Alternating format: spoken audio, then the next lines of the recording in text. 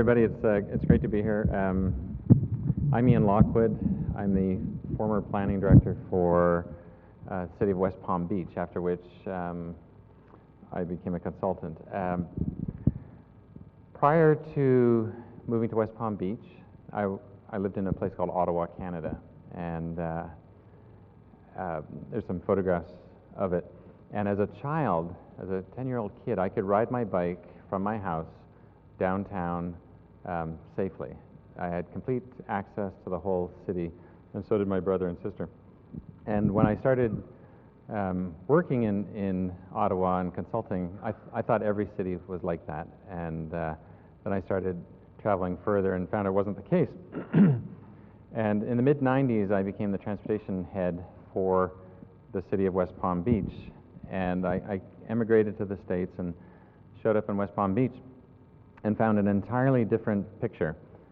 We, as a city, had widened our streets as wide as we could, had these really narrow sidewalks without trees, just to move cars quickly in and out of our city and through our city.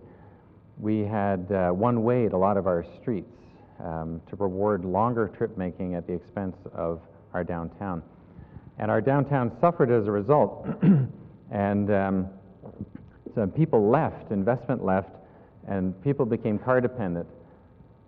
And so we didn't have enough parking, so we started tearing down buildings to put in surface parking lots, which ruined the walking environment even further and creating more disinvestment. So the city declined over time, and people moved out, and they moved out to the Everglades.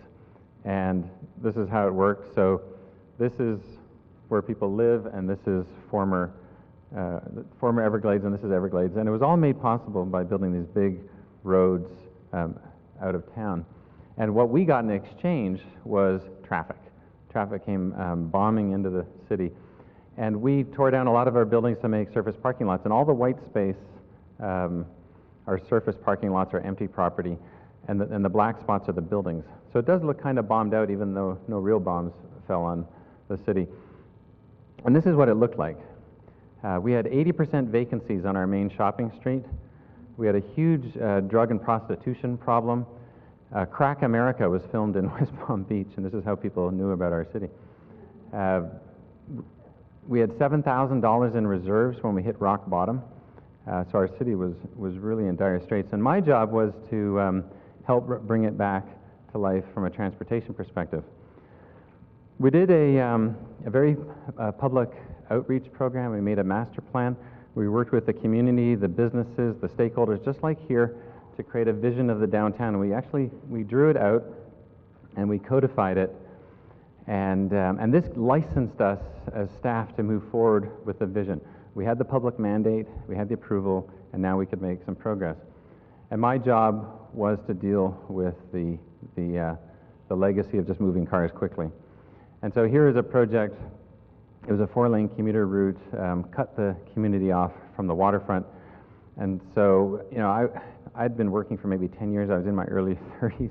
I didn't really know what to do, but I had this huge responsibility of all the streets, and I just felt that we put too much space into the streets towards cars, and so I thought I would take away some of that space and give it to pedestrians and cyclists. And so in this case, what I ended up doing was I narrowed the 4-lane road to 2 lanes, put in lateral shifts and like a linear park, and that's the after picture. And so, you know, the whole place changed as we evolved the public realm to be more inclusive and added tremendous value to the community, and kids started cycling to school. This is a 5-lane state arterial that cut a neighborhood in half. And what we did here is we narrowed it to 2 lanes and made it beautiful and inclusive. There was 2 elementary schools on this street, and at each one we did raised intersections to help the children cross the street. Downtown was polluted with wide, treeless streets like this. This is Dixie Highway, empty buildings on both sides.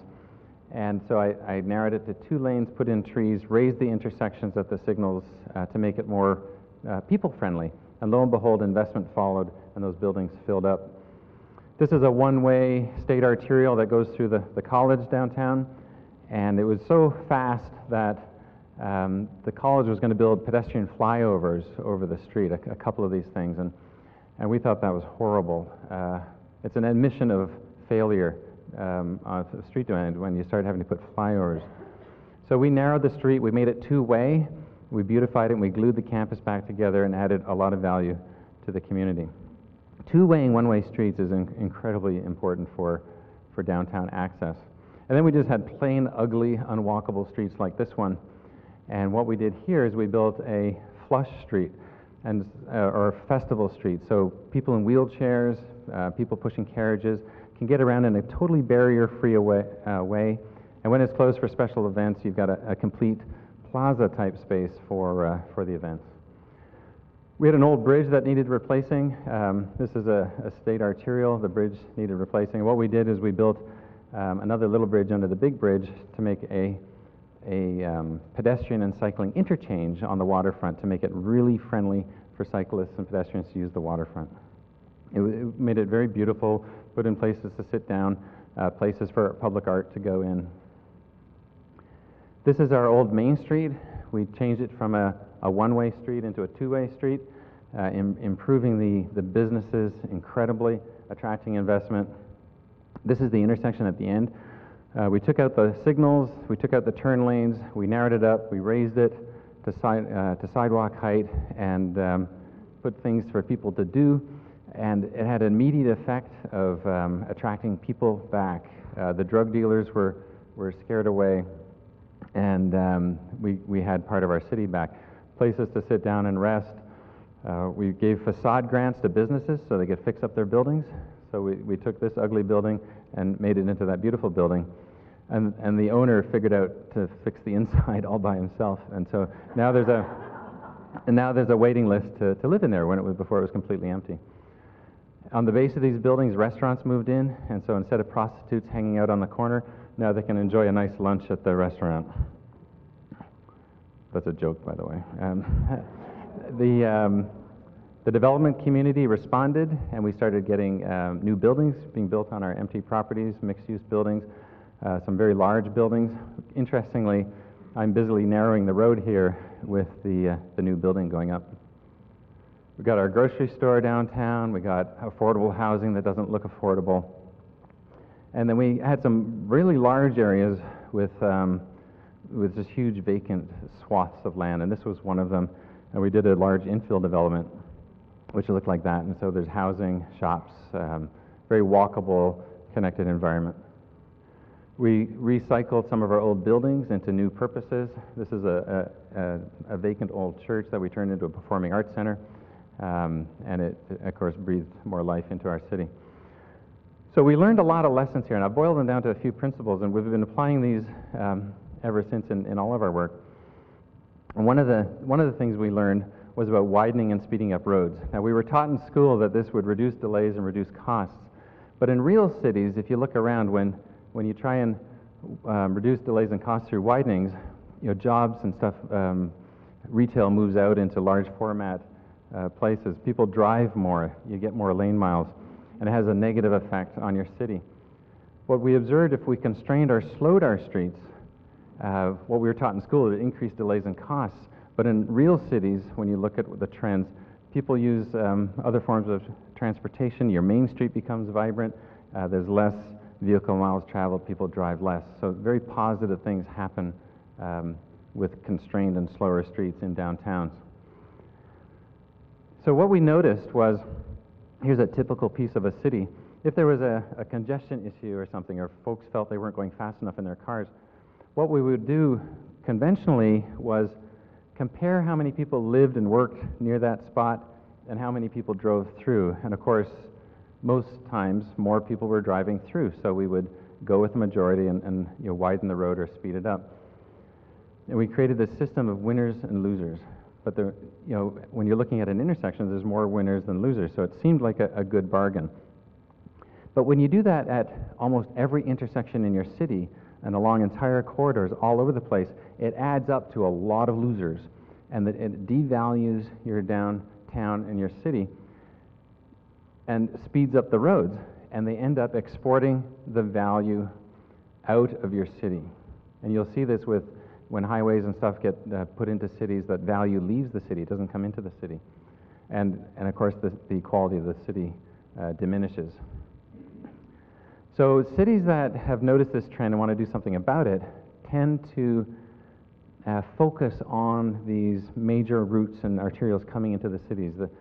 And they start slowing them down through design, which is different than changing volume, but slowing them down, encouraging mixed-use land uses along the edges, identifying nodes, incorporating network into these places. And then what's happening in those cities is the trends are reversing. Value comes back to the city, they come back to the corridors, transit becomes more successful, and you'll see in a minute that Charlotte, for example, is the poster child for this sort of approach. We also learned that the capacity of a street is not how many cars can drive down the street in an hour. Streets have the capacity to nurture businesses, to create identity, to be great places to live, to be recreational facilities, and places to socialize. Streets can do all these sorts of things. They're the biggest part of your public realm.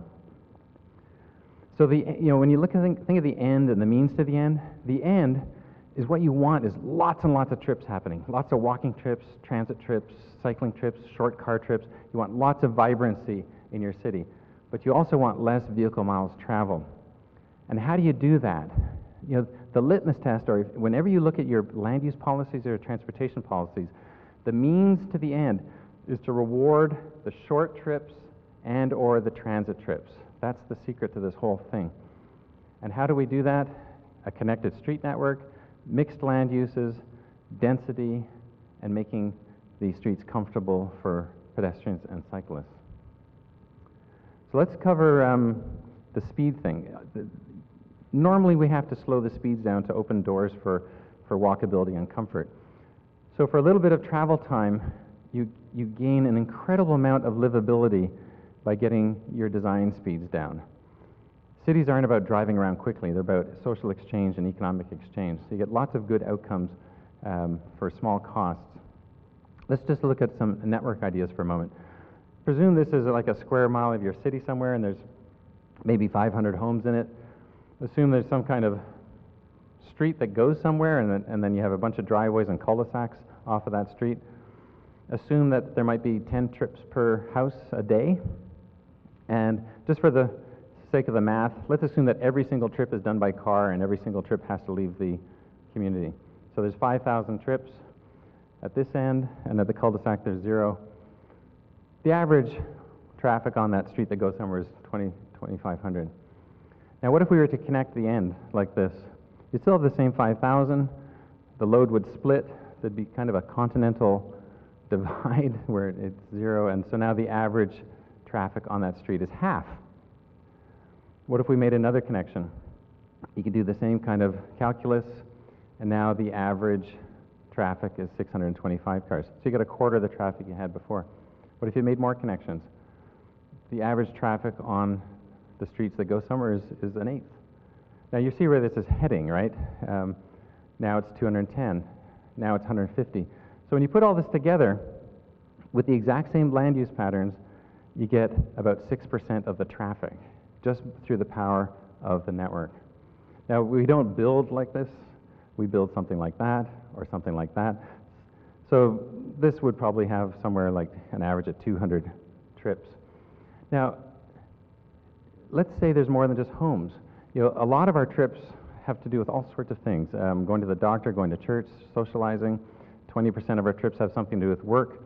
What if we were to mix the land uses up? Now you're not even leaving the community, so the traffic goes down. What if we make the streets bike and walkable?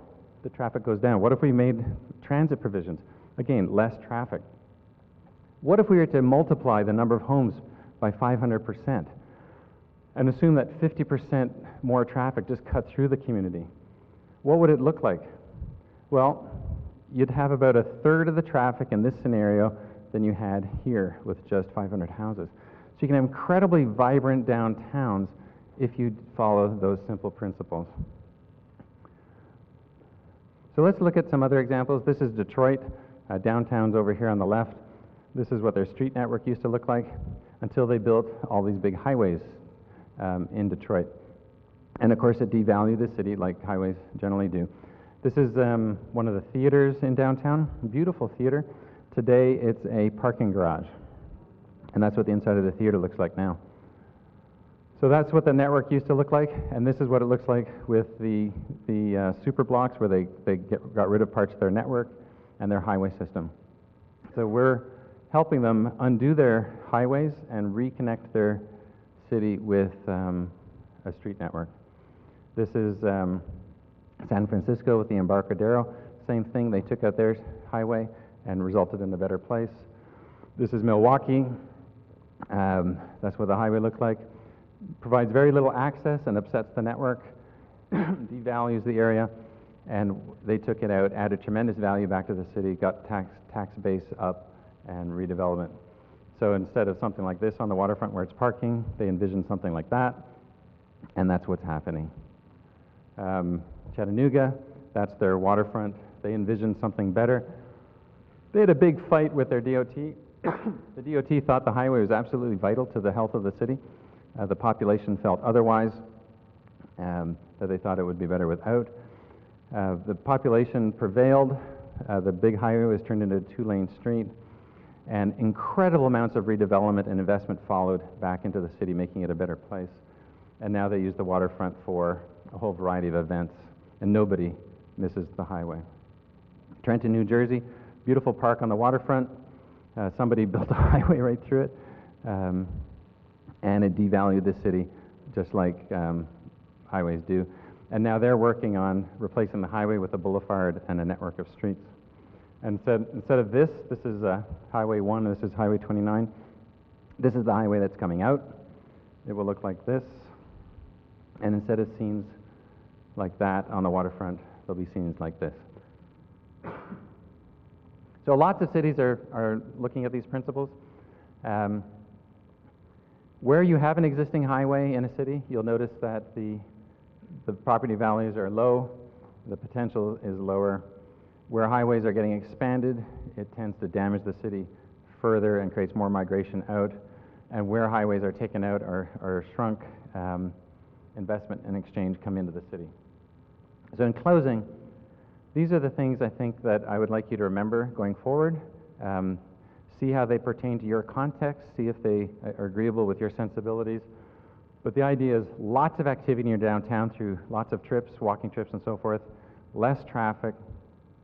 The litmus test is to reward the short trips and the transit trips. Preserve your network, increase your network, mix your land uses, make it dense so things are closer together, and make your streets very comfortable for people and drivers and cyclists and transit. Thank you very much.